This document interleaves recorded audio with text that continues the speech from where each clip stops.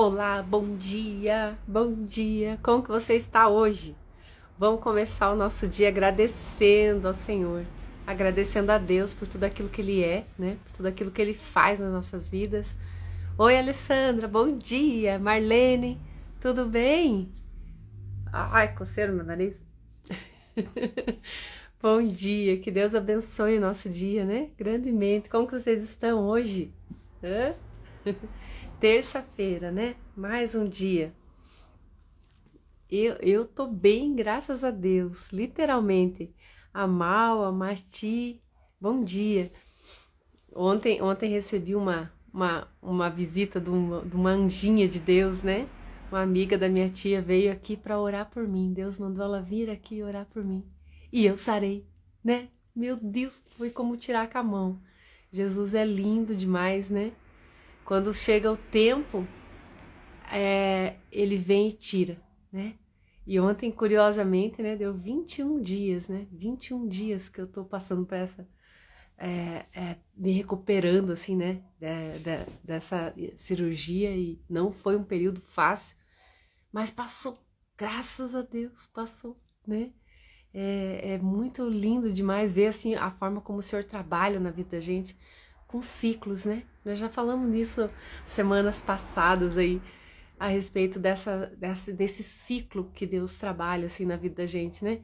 De 7 dias, 21 dias, 12, 40, a Bíblia é cheia desses números, assim, eu fico observando, assim, como é interessante. E é um período que você passa, né? De um vale, né? Você vai lá embaixo, você percebe coisas de forma diferente, né? E de repente Deus te tira dali e te coloca em outro lugar, né? A Alessandra, comentei com a Verinha sobre a cirurgia e ela comentou no grupo do WhatsApp. Muita gente se uniu em oração. Nossa, muito obrigada, Ali, muito obrigada. Tudo isso é uma soma, né? Quando alguém está intercedendo, Deus manda, né? Deus move o mundo espiritual. E Ele mandou ontem aqui uma pessoa para orar por mim, né? Para impor as mãos, para declarar a palavra de cura, né?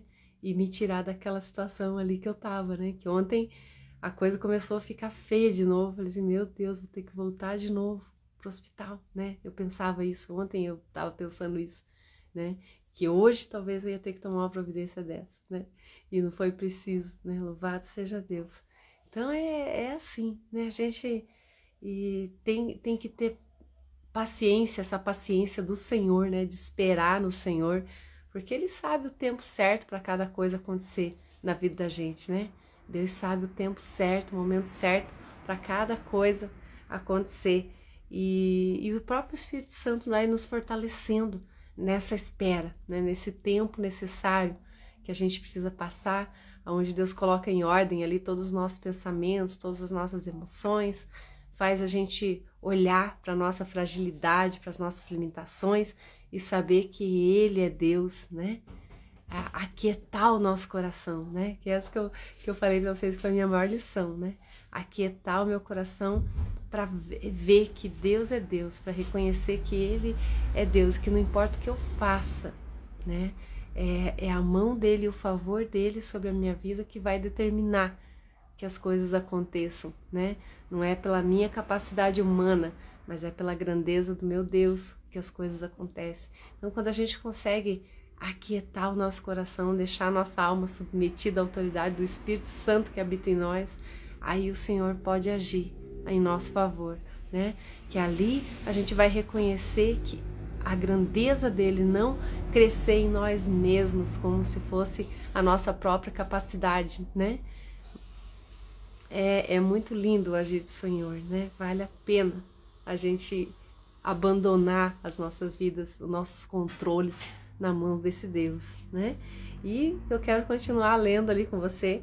Nós paramos no 12, né? Eu já vi que quando eu falo aqui onde a gente parou, no outro dia eu lembro, né? Se eu não lembrar, alguém aí vai lembrar. Então deixa eu pôr meus óculos aqui para facilitar a vida.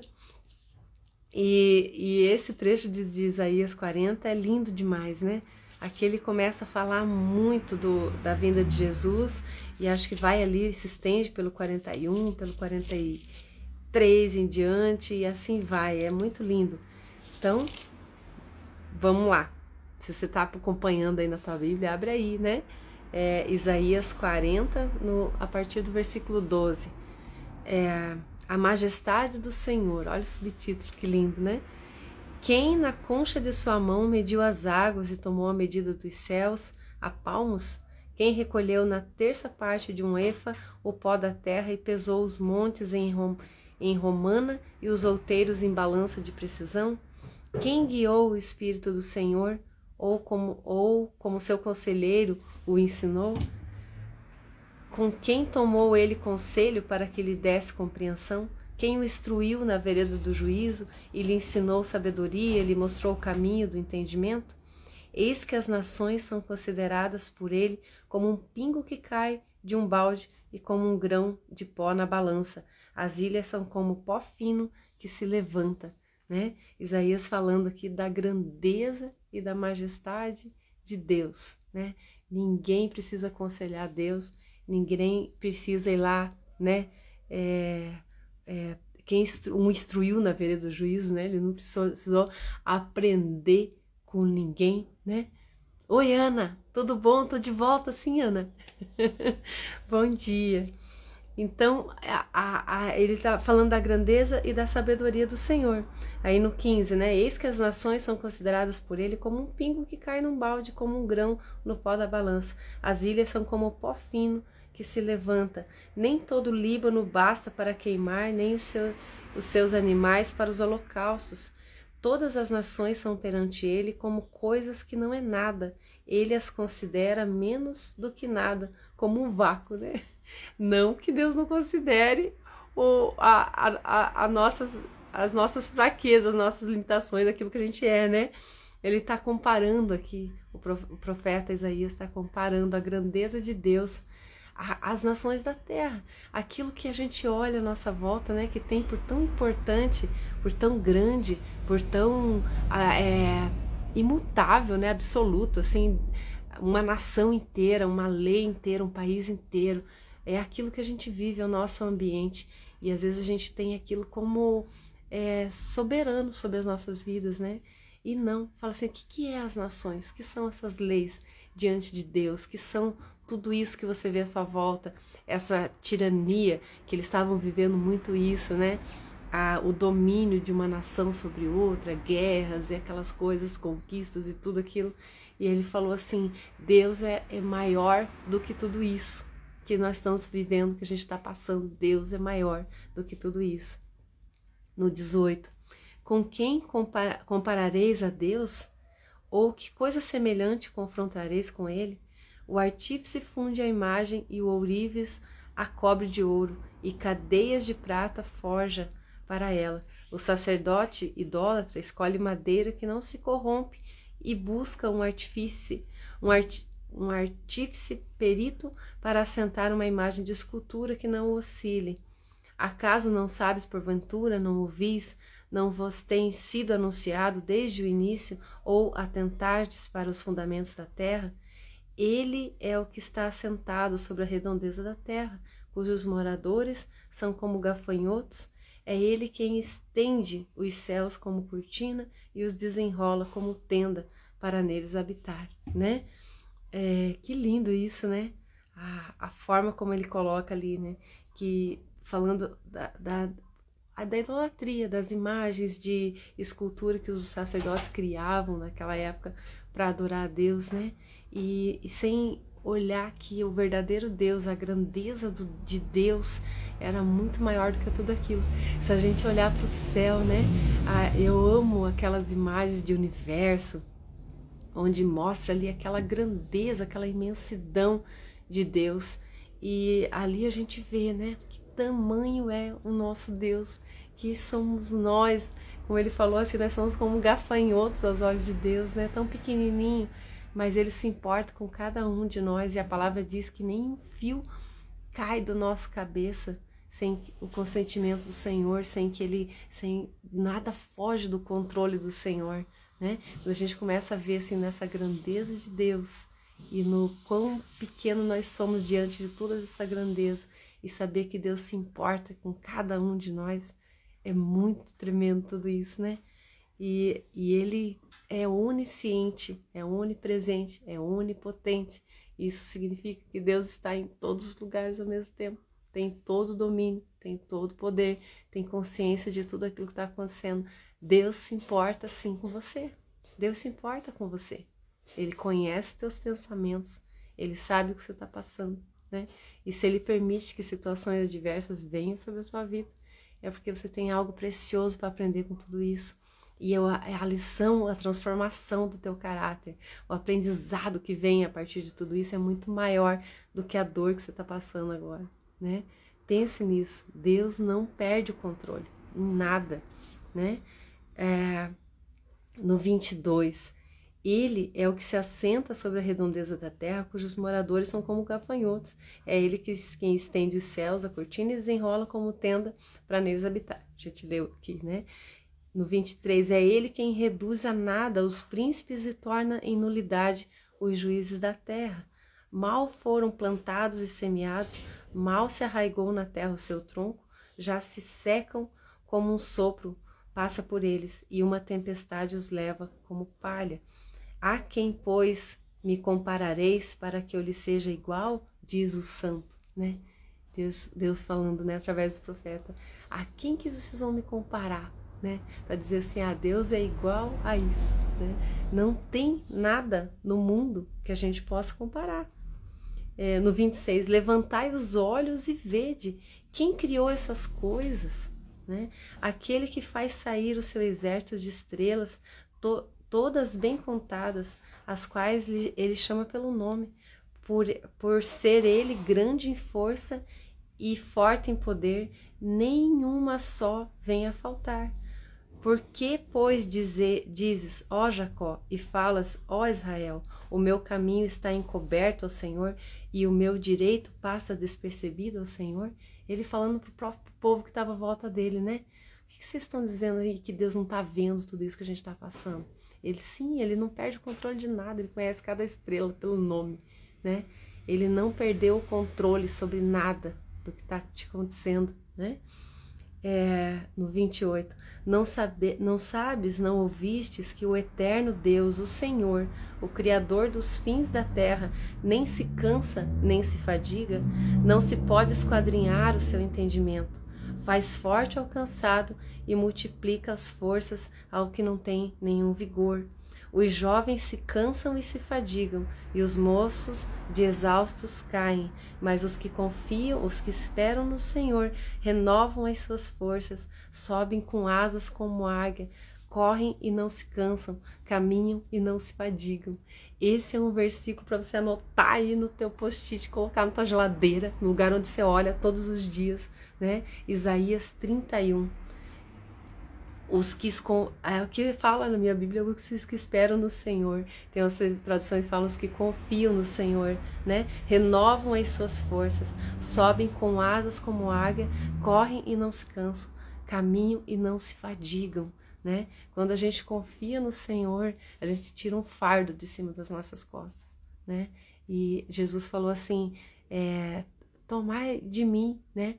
Porque eu sou manso e humilde de coração. O meu jugo é suave e o meu fardo é leve, né? O jugo era aquelas armações que eles colocavam na cabeça dos bois para que eles andassem tudo alinhado, né? E então ele falou assim, o meu jugo é suave, né? Então eu vou colocar sobre você um jugo para que você ande do meu lado, para que a gente dê o mesmo passo, para que um não vá na frente do outro, né? Mas ele é suave. Ele não vai machucar você, né? Ele só vai endireitar os teus caminhos. E o meu fardo é leve. Então, aquilo que a gente tem como deveres, né? Quando a gente faz parte de um reino, a gente tem as leis que regem aquele reino. E isso nos dá alguns direitos e alguns deveres. Toda a Constituição é assim, né? Você tem os seus direitos e você tem os seus deveres.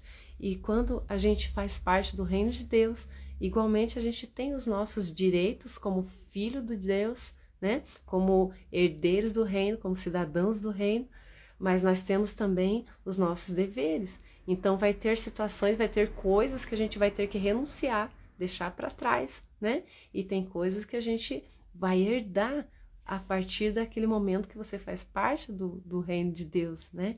E quando Jesus fala, o meu fardo é leve, né? Você tem coisas que você vai ter que abandonar da sua velha vida para fazer parte do reino. É uma nova estrutura, né? Mas isso tudo, esse fardo de deveres que tem sobre as nossas vidas, é leve, né? Comparado ao fardo da dor, do pecado que a gente habitava, né? Da escuridão, de você andar sem direção, de não ter um rumo por onde a gente ir, né? Então é muito mais suave e leve a gente deixar Jesus ser Senhor das nossas vidas, direcionar os nossos passos, né? Como aquele livro que eu já citei várias vezes, né? Em seus passos, o que faria Jesus, né? A gente andar nos mesmos passos que o Senhor, que o nosso Mestre. Ser cristão não é só um título, é servir a Cristo. Assim como lá na Grécia antiga, né? Os filósofos gregos, lá Sócrates, Aristóteles, Platão, aqueles caras todos lá, eles formavam escolas ali. Então um seguia aquela escola e aprendia tudo com aquele mestre, e eles se fundiam em conhecimento, em entendimento, e já nas partes escritas, né? Na escrita que a gente tem até hoje, nas literaturas que a gente tem, você já não consegue mais diferenciar o que foi um que escreveu, o que foi outro que escreveu, porque as palavras deles são as mesmas, porque eles são pautados nos mesmos fundamentos, né? E é assim que a gente tem que ser com Jesus. O nosso entendimento tem que se fundir ao entendimento dele, como a palavra fala, né? Vós tendes a mente de Cristo. A gente precisa ter a mente de Cristo, pensar como ele pensava, agir como ele agiria nessas situações, né? E deixar ele ser Senhor, ser guia, ser mestre sobre as nossas vidas, em tudo aquilo que a gente faz. Então, quando ele fala assim, ali, né, no 20, que nós lemos que os sacerdotes idólatras, né, faziam imagens para eles mesmos, adoravam a outros deuses, né? Então eles se desviavam daquilo que era a verdade absoluta e criavam as suas próprias verdades e andavam segundo aquilo que eles mesmos queriam acreditar. E isso não é seguir a Deus, isso não é servir a Jesus. Quando a gente deixa ele ser Senhor das nossas vidas, né? O Curios, o absoluto, soberano sobre tudo aquilo que a gente faz, a gente já não é mais dono do nosso próprio nariz. A gente tem um Senhor sobre nós e a nossa vida precisa ser pautada de acordo com o que esse mestre nos ensina a fazer, né? Se ele fala, perdoa, né? Aqueles que te ofenderam, você deve perdoar. É um exercício diário, né?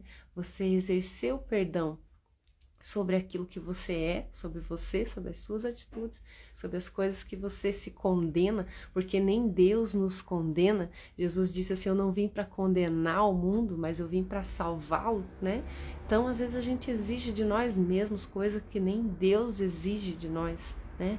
E isso traz um jugo próprio sobre as nossas vidas, que não é o jugo suave que Jesus disse que teria sobre nossas vidas, né? Então, o perdão externo é importantíssimo, mas o perdão interno também é importante. Você perdoar as suas ações e deixar passar, deixar para lá, né? Abandonar o perfeccionismo, que é uma exigência exagerada sobre aquilo que a gente é, porque Deus nos permite falhar. Nós somos falhos. A palavra diz assim que aquele que diz que não tem pecado já está pecando, né? Porque está sendo mentiroso, porque nós somos falhos, a nossa natureza é esse pó que Isaías estava falando aqui, né? Essa fagulha. E Deus conhece a nossa limitação. Ele não é alheio a nada daquilo que nos acontece. Ele sabe até onde a gente aguenta, ele sabe até onde a gente vai, ele sabe por onde a gente vai, né? O arrepender, né? Essa palavra, ela direciona assim para um concordar com, né? Então o Espírito Santo, ele traz o arrependimento aos nossos corações, ele nos mostra aquilo que está errado e tudo que ele espera é que a gente concorde com isso e mude a nossa direção, né?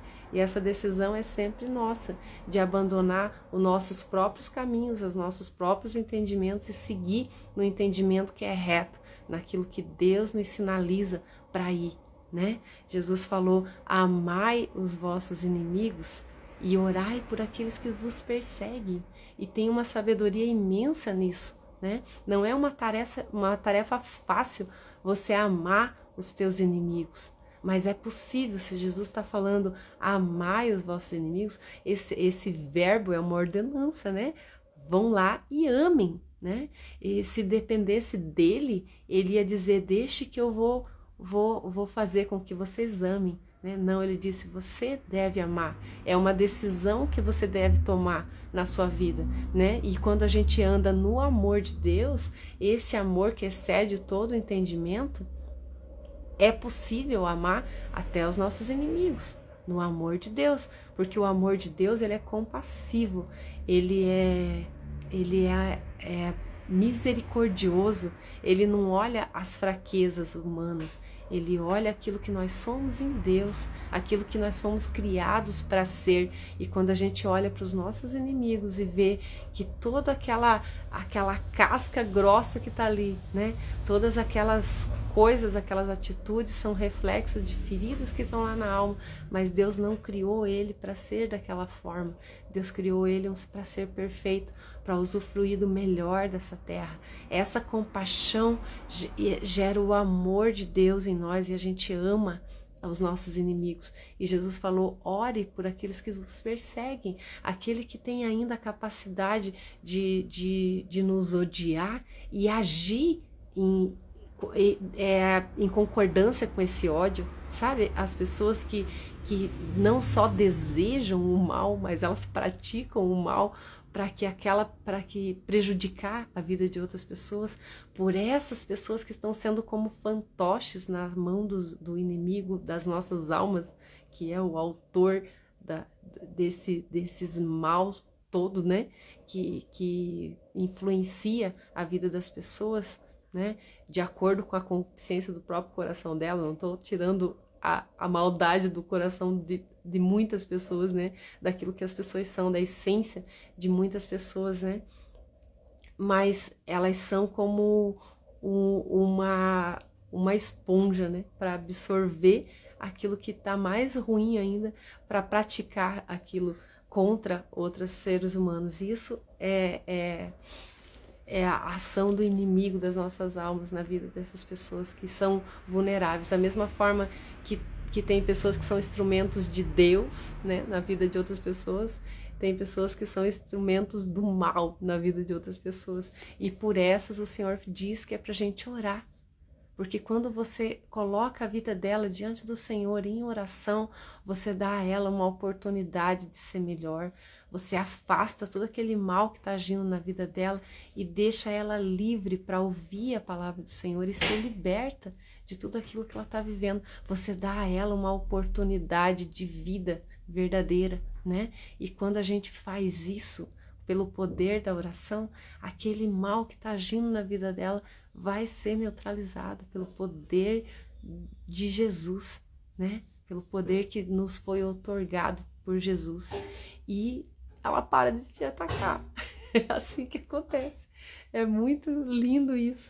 Uma frase tão pequena que Jesus falou, né? Amai os vossos inimigos e orai por aqueles que vos perseguem. E isso traz paz sobre as nossas vidas, né? Tanto a paz porque você age no mundo espiritual a teu favor, como a paz do teu coração, porque cresce o amor e a misericórdia de Deus para com a vida do próximo. E contra o amor não existe arma nenhuma. Não é a nossa maior ferramenta, a maior arma que a gente pode lutar nessa terra é com o amor, né? Contra o amor não há nada, não há nenhuma arma que se levante contra ele e prevaleça, né? Porque quando a gente age em amor, a gente age em Deus, porque Deus é amor, né? Louvado seja Deus.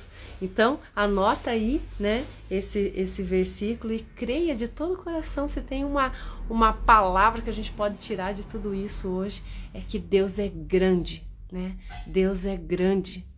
E pela grandeza dele, ele olha para nós, mesmo nós sendo ali como um grãozinho de areia, como gafanhotos aos seus olhos, como Isaías colocou aqui. Ele ouve a nós, ele nos cuida, ele nos guarda, ele nos protege, né? Ele cuida de nós e ele não é alheio a nada daquilo que a gente está passando, né? Ele não perdeu o controle de nada. E vou ler de novo o 31. Beijo, Paula. Tudo bom? Amiga querida, no 31. Mas os que esperam no Senhor renovam as suas forças, sobem com asas como águias, correm e não se cansam, caminham e não se fadigam. Porque tudo aquilo que a gente faz, quando a gente faz em Deus, a gente não faz na nossa força, mas faz na força da motivação dele dentro de nós, né? Tem um versículo que diz assim que a alegria do Senhor é a nossa força, né? É a alegria do Senhor que é a nossa força. É ela que nos faz subir como águias e correr sem se cansar. Amém? Que a gente possa abandonar as nossas vidas nas mãos do Senhor. Literalmente, né? Essa palavra. Abandonar. Quando você entregar completamente o nosso controle, o controle das nossas ações, das nossas vidas nas mãos do Senhor. Deixar Ele guiar os nossos passos. É muito mais assertivo do que a gente andar por nós mesmos, né? Amém? Beijo grande para você, que Deus abençoe grandemente seu dia, né? Vou deixar gravadinho mais um tempo ali no IGTV, se você está chegando por agora, quiser escutar desde o início. E amanhã a gente continua lendo, então, a partir do capítulo 41, né? Estamos avançando aí no livro de Isaías. Vamos ver qual vai ser o próximo, né? Beijo, gente. Deus abençoe. Até amanhã, 6h16, se Deus quiser.